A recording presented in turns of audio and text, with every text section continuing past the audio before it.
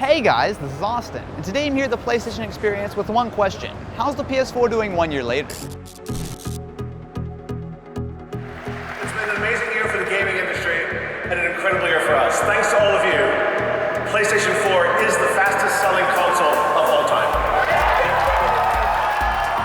While the PS4 still comes in at $400, the Xbox One has seen a couple major price cuts this year. It's easy to forget about, however, before the PS4 and Xbox One launched, there was actually a lot of talk about this being the very last console generation. Unlike the PS3, which Sony lost money on for years, the PS4 is based pretty much on off-the-shelf PC hardware.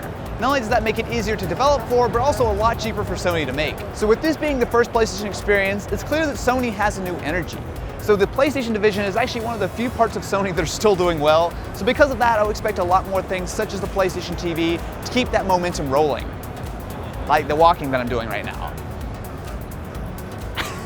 So one of the coolest things here is the 20th anniversary PlayStation 4. Let's go take a look. Not only is this the first year of the PS4, but this is also the 20th anniversary of PlayStation. So they're only making 12,300 of these, and they look absolutely awesome.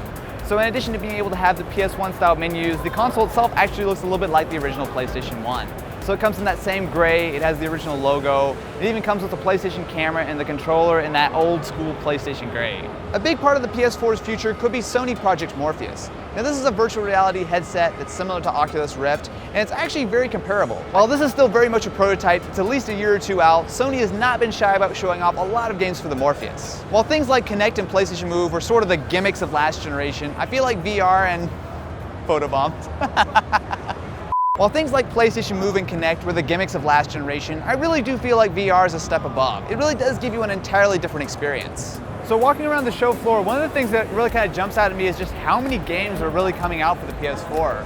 I know for the first year it was kind of a little bit limited in what you could actually play, but right now there's actually a lot of cool new stuff. I'm impressed. Unlike the end of the last generation where most games were on both the Xbox 360 as well as the PS3, there are actually a lot of really cool exclusives on the PS4. What you would normally find on PC, such as indie games, are actually doing a really good job of being moved over to the PS4, and there are also a lot of console exclusives such as No Man's Sky as well as Street Fighter V, which are only going to be showing up on the PS4. There are also plenty of PlayStation exclusives as well.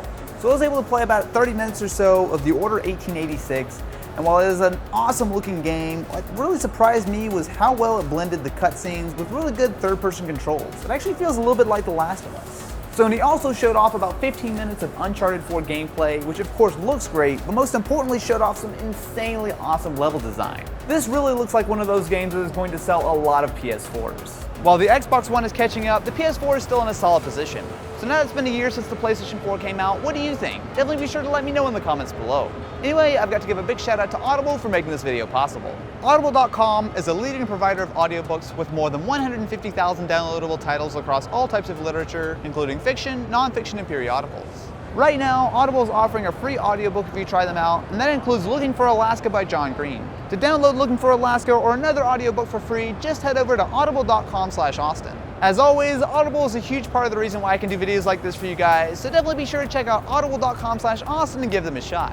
Anyway guys, thank you so much for watching, and I will catch you in the next one.